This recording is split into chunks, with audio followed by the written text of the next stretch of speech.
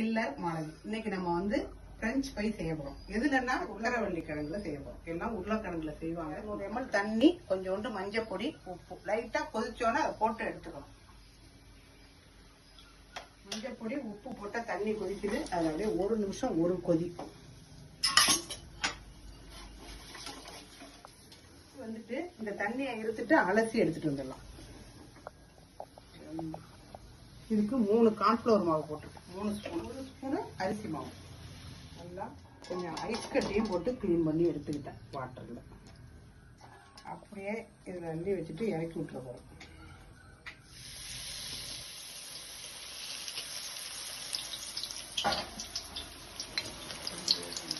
சூப்பராக வெந்துருச்சு.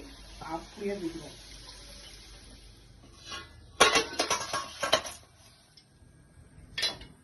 இதில் சாஸ் எண்ணெய் காட்டிடுவோம். சூப்பரான பிரெஞ்சு ஃப்ரை ரெடி ஆயிட்டு நம்ம